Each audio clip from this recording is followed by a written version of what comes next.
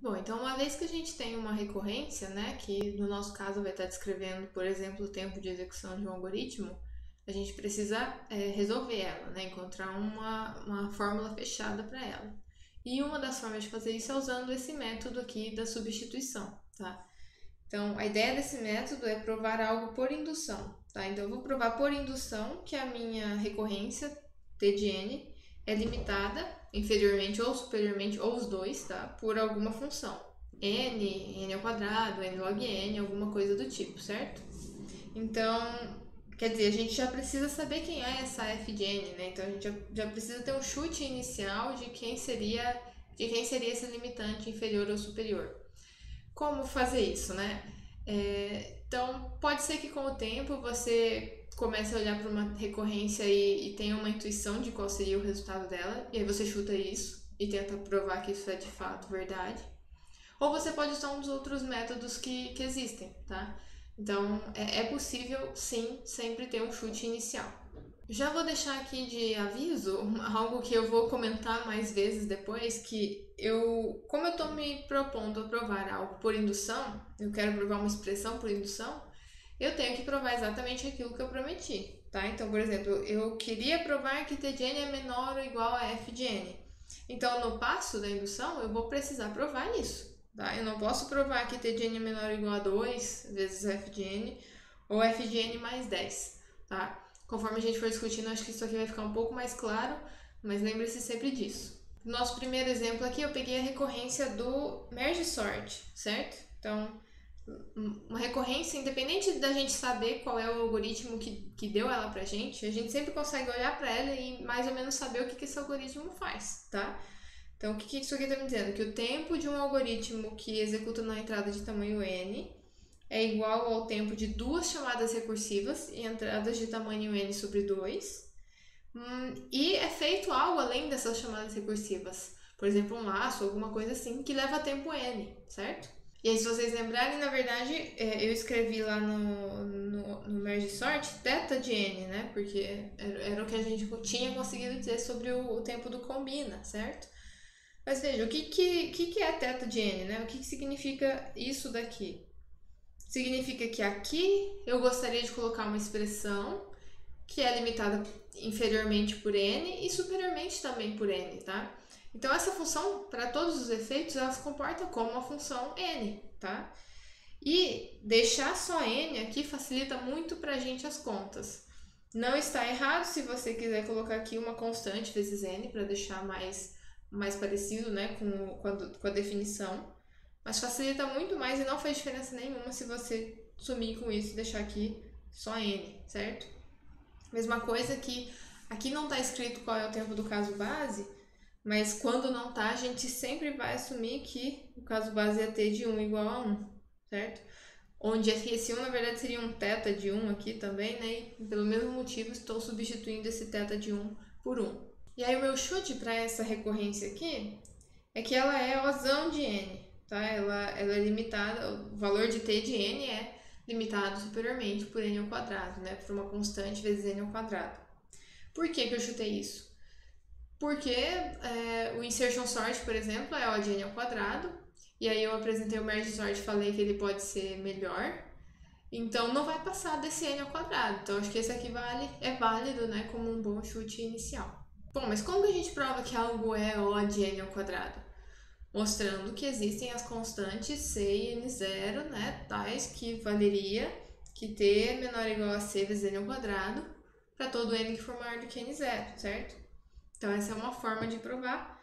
Agora, meio que esquece que você está falando de notação assintótica, porque eu quero provar essa expressão, certo? Eu quero provar exatamente isso daqui por indução, tá? Eu ainda não sei quem é C, a gente vai descobrir quem é o C durante a prova, ok?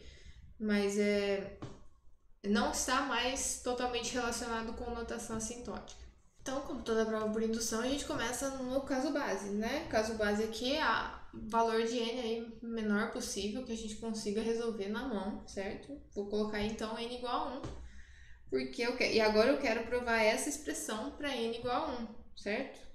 Então, a gente sabe que t de 1 é 1 E agora eu quero relacionar isso com c vezes 1 ao quadrado, né? E c vezes 1 ao quadrado é igual a c, certo? Então, para essa expressão ser verdade no caso base, t de 1 tem que ser menor ou igual a c. Então, o caso base vale se c for maior ou igual a 1, né? E aí, passado o caso base, a gente quer mostrar, né, que t de n é menor ou igual a c vezes n ao quadrado para um n maior do que 1, certo? Porque se n fosse igual a 1, eu já teria mostrado. Então, podemos assumir aqui que a gente está falando de um n maior do que 1. E para provar isso, então, a gente supõe a hipótese, né, que t de k, para qualquer k menor do que n, é menor ou igual ao quadrado a c vezes k ao quadrado, certo? Então, agora eu quero mostrar algo em cima de t de n. O que eu sei sobre t de n? Eu sei a definição, certo? Mas logo na definição já me apareceu aqui, ó, um objeto, né? Eu estou tratando desse objeto, dessa recorrência. Esse é um objeto menor, né? T de n sobre 2 é menor do que n, em se tratando de um n que é maior do que 1, né? Então, certamente n sobre 2 vai ser menor do que n. Então, nisso aqui eu posso usar a hipótese. Então, isso é sempre muito importante, né? Para usar a hipótese, a gente tem que argumentar, primeiro, que a gente está falando do mesmo objeto. Então, eu ainda estou falando de t de alguma coisa. Isso vai meio direto aqui. Mas eu tenho que argumentar que eu diminuí o tamanho da coisa. Então, se eu tinha n, eu tenho que mostrar que o que eu tenho agora é menor. N sobre 2 é menor do que n sempre que n for maior do que 1, né?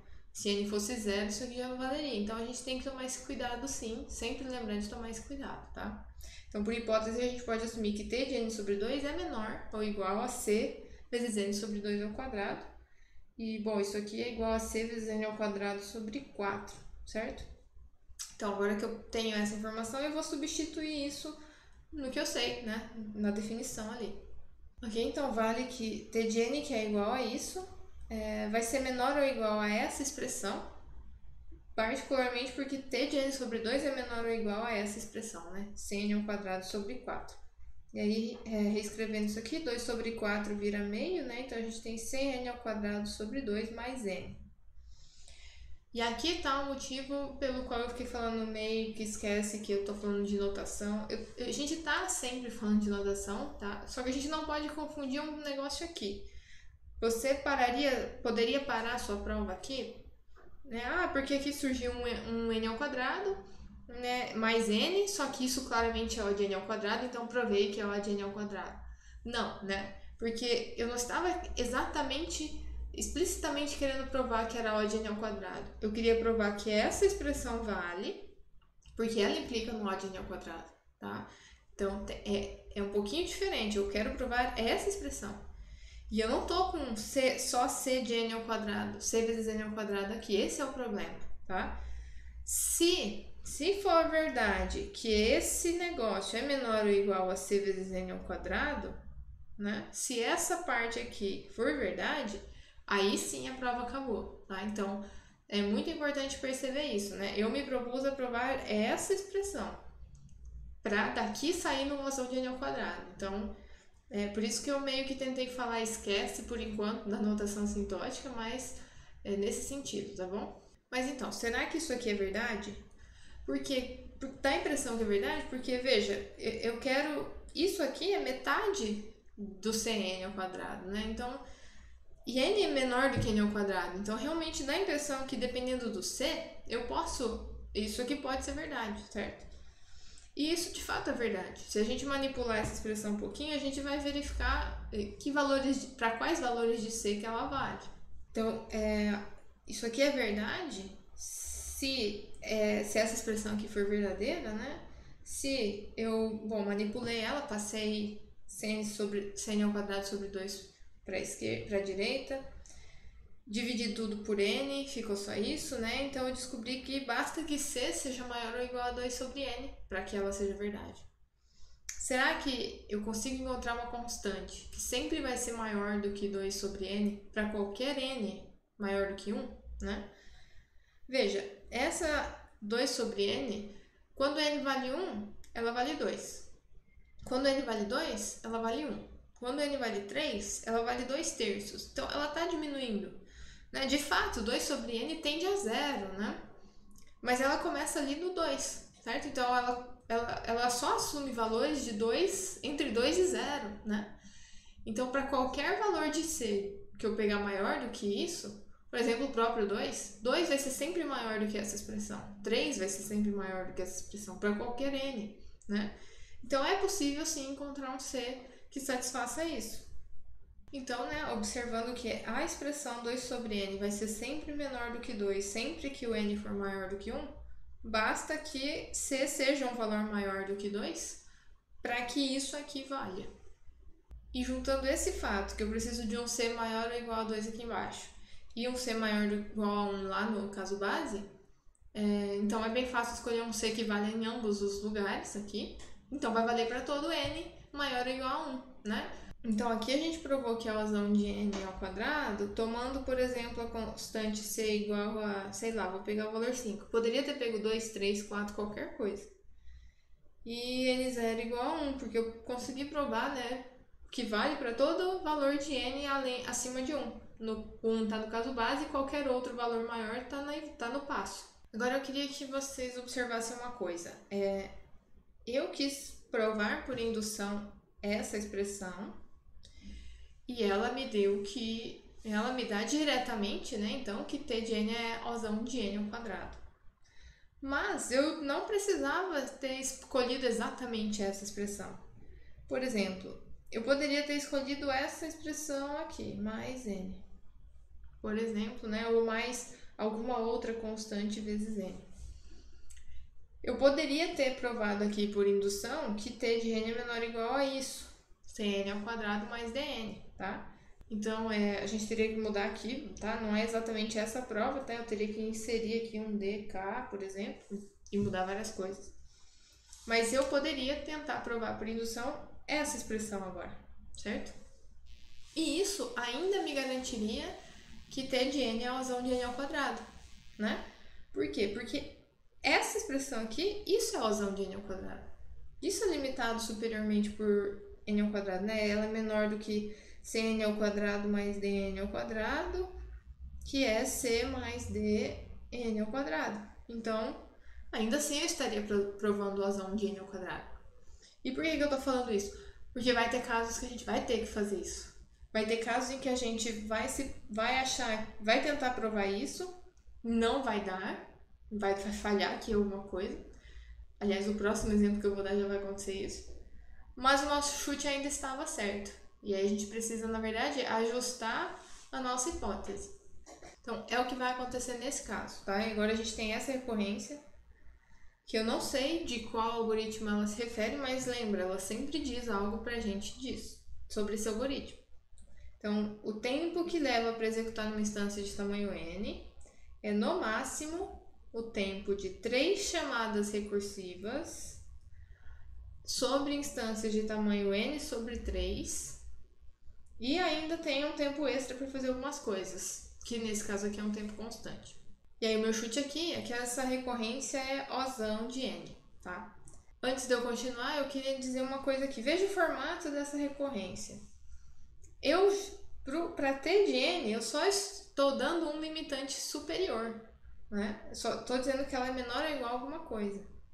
Então, eu só vou conseguir realmente chutar um limitante superior, osão de alguma coisa. É diferente do exemplo anterior. Aqui, eu chutei um osão de n ao quadrado, mas eu vou mostrar para vocês exemplos usando o ômega aqui nesse caso, tá? Então, porque aqui eu sei o que equivale à recorrência na igualdade, tá? Então, aqui a gente consegue dar limitantes justos. Quando a própria t de n é só definida em termos de um limitante superior, eu só vou conseguir continuar dando limitantes superiores para ela, tá? Então, vamos lá. Nosso chute aqui, t de n é osão de n. Então, temporariamente esquece isso um pouco. O que eu quero provar é alguma coisa desse tipo, né? Porque se eu provar essa expressão, se eu provar que isso vale, então eu estarei provando a razão de n. Então, vamos tentar provar que t de n é menor ou igual a c vezes n. Então, o caso base normal, né? n igual a 1. A gente sabe que t de 1 é 1, porque não foi dado, então eu vou assumir isso. E c vezes n vai ser c. O caso base vale se c for maior ou igual a 1, certo? Então basta que a gente escolha um C apropriado. E aí o que a gente quer é mostrar que T de n é menor ou igual a Cn para qualquer n maior do que 1, né? E para provar isso eu vou assumir algo extra, que isso vale, que T de K é menor ou igual a C de K para qualquer K menor do que n. Entre 1, né, que é o caso base, e n. Então eu vou partir da definição. Eu sei que T de n é menor ou igual a 3, T de n sobre 3 mais 1. E a gente tem ali um objeto menor, né? Tem T de n sobre 3 aqui. E n sobre 3 é menor do que n, quando n é maior do que 1. E é justamente o caso que a gente está, né? A gente está no caso em que n é maior do que 1. Então a gente pode usar a hipótese em cima desse trechinho aqui. Ok? Então, por definição, T de n é menor ou igual a 3, T de n sobre 3 mais 1. E por hipótese, T de n sobre 3 é menor ou igual a C vezes n sobre 3. E aí esse 3 vai cortar aqui, né? E vai sobrar só Cn mais 1. E aí não acabou, né? Porque a gente quer mostrar que T de n é menor ou igual a Cn. E não menor ou igual a Cn mais 1. E aí mesma coisa que aconteceu antes, né? Será que a gente não consegue encontrar um C para o qual Cn mais 1 seria menor ou igual a Cn? Que não, né? Realmente não tem jeito. Não tem nem o que tentar manipular aqui para ver que isso aqui é falso. O problema é que esse chute que a gente deu, de que a intuição que a gente tinha, que T de n é a razão de n, é verdadeiro. Mas na hora de provar aqui falhou. Tem esse pequeno problema aqui com o método de substituição, que é o fato de, se você falhou no passo em mostrar o que você queria, não vai necessariamente significar que o que você queria mostrar estava errado. Que é esse caso aqui, tá? O que a gente quer mostrar, que é o de n, está certo.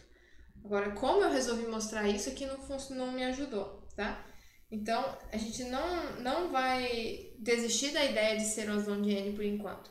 Eu só vou mostrar isso de um outro jeito.